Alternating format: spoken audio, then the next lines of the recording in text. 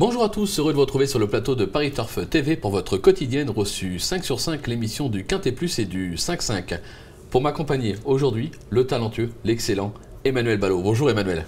Continuez, l'introduction était très bonne. Ça vous plaît, hein? Ça me plaît bien, ça me plaît bien. Bonjour Philippe, bonjour à tous, bonjour à toutes. Groupe 1, magnifique course, super quintet. Superbe, Critérium Continental. Le Critérium Continental, on y gagne son billet pour le prix d'Amérique. Tout à fait. Une course où on va frôler l'excellence. Oui, on va la frôler, d'autant plus qu'il y a un crack au départ de cette épreuve qui va jouer un premier rôle dans le prochain prix d'Amérique, je le certifie.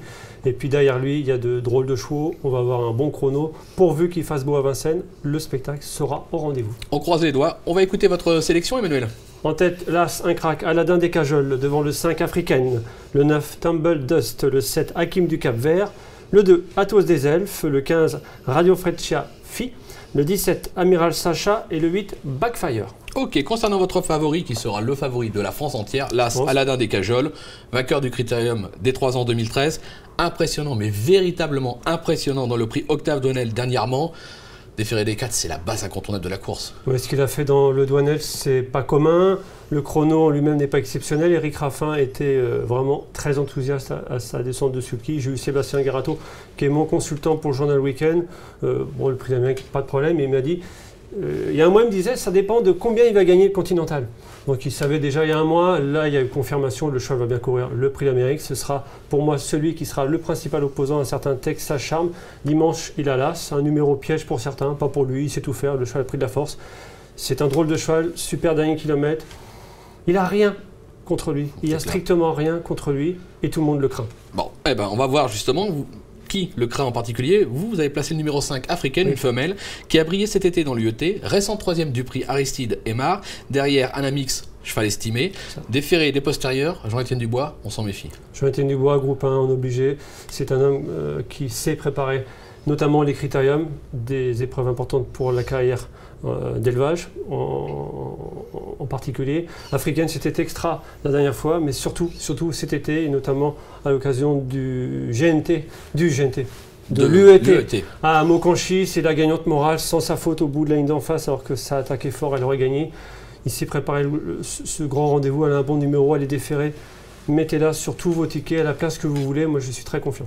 Bon, il est confiant, on va le suivre. Vous placez en troisième position le numéro 9 Tumble Dust, qui reste sur un brillant succès en Suède. C'est un cheval qui a déjà trotté 10 et fractions. Björn Borg, déféré des 4, attention. Oui, on a appelé Björn Goop, que je connais un petit peu, voilà. C'est un ami. Je n'irai pas jusque-là, mais je le connais bien. Quand il a su qu'il avait le numéro 9, je ne vous cache pas qu'il est un peu déçu.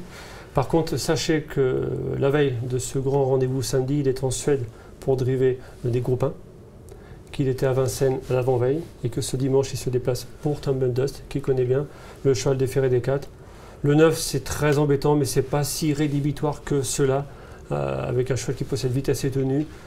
Tumble Dust, l'UET à Mokanchi, j'en parlais tout à l'heure, Africaine, la note. Deuxième note, Tumble Dust, en dedans, dans le dos du gagnant, Robert B. Il n'a jamais vraiment eu toutes ses ailes, je ne dis pas qu'il aurait gagné, mais c'était très bien. Et ce coup-ci, vous avez insisté là-dessus, il est déféré des 4. Je trouve ça très marrant. Bon, on va voir si c'est très rigolo. En quatrième position, numéro 7, Hakim du Cap Vert. Alors lui, c'est le vainqueur du Critérium des 4 ans cette année. Le cheval est au mieux. Bon, maintenant, il a hérité du numéro 7 derrière l'Autostar. C'est pas une mince affaire. Oui, maintenant, c'est un cheval qui a beaucoup de tenue, qui a toutes les qualités du très très très bon cheval. Il s'est déjà sorti de situations aussi délicates. Franck Hahn l'aime beaucoup, il a préparé ça. La dernière fois, c'était bien, mais c'était pas extrêmement bien. C'était moins brillant que Aladdin des Cajoles. Pour un cheval de cette dimension-là, j'en attendais un petit peu mieux la dernière fois. Certes, en Bretagne, il fait un truc contre les vieux, mais bon, les vieux ne sont pas exceptionnels cette année. Je pense qu'Aladdin des Cajoles est un potentiel gagnant de prix d'Amérique pour contrer Texas Charm. Je pense qu'Hakim du Cap Vert a le droit de se placer dans un prix d'Amérique et dans ce Continental. Mais je pense qu'entre lui et Aladdin, il y a une certaine distance. C'est clair. On va voir ce qu'en pense Franck Hahn, puisque David Fricot a été à sa rencontre. Et dans la foulée, on va également rencontrer Florent Lamarre, puisque David Fricot, toujours lui, encore lui, a aussi été à la rencontre de Florent Lamarre, qui nous parlera d'Amiral Sacha, le numéro 17, que vous avez placé un petit peu plus bas dans votre sélection. C'est le moment de notre Minute Terrain. On les écoute.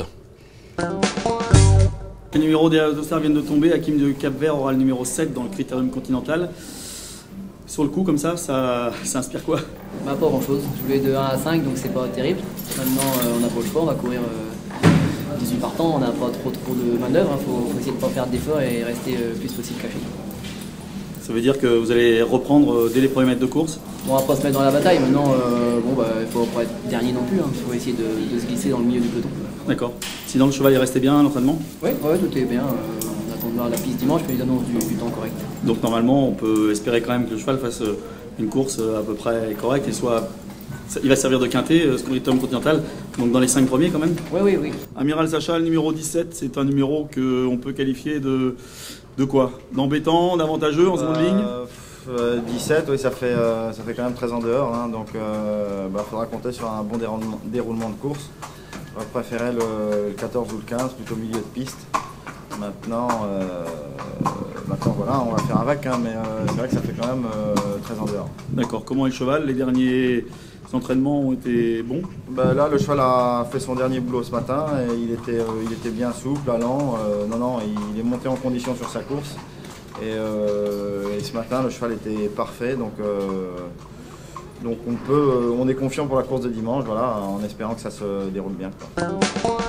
On l'aura compris, 2 entraîneurs qui ne se voient probablement pas l'emporter. Par contre, pour une place, il faut s'en méfier. Alors, je tiens à préciser que Amiral Sacha, 7e de ma sélection, c'est évidemment à cause de ce numéro 17. voilà. Au niveau groupe 1, quand on est 10, 5, 11 devant, il faut rendre 15 mètres derrière.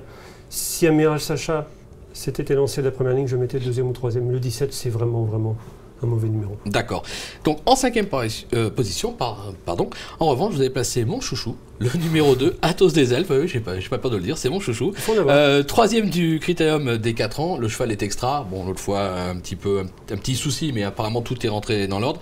Et surtout, il sera déféré des 4 pour la première fois de sa carrière. Voilà, c'est votre chouchou, ça l'est, en tout cas auprès de bon nombre de professionnels de notre profession, à savoir journalistes. J'aime beaucoup Athos des Elfes. Je ne dis pas que c'est mon chouchou c'est Aladdin des Cajoles, mais j'ai rien inventé. Déférer des 4 pour la première fois, c'est un atout. Sauf que c'est un cheval qui a vraiment mal couru la dernière fois. C'est clair. Il a été soigné depuis, il faut le savoir, ça c'est positif. Il a très bien travaillé à Grosbois, 2e chose positive. Déférer des 4 premières fois, c'est positif, oui et non.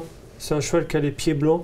Déférer, c'est à double tranchant. C'est clair. Il peut faire la faute.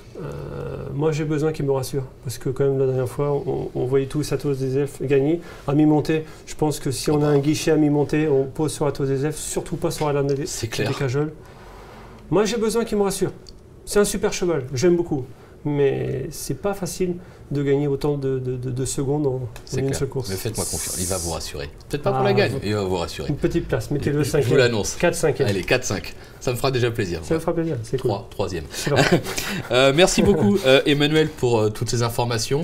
Moi je vous donne rendez-vous très vite sur ce plateau et surtout, bon jeu à tous. Merci. Bon jeu. Au revoir. Au revoir.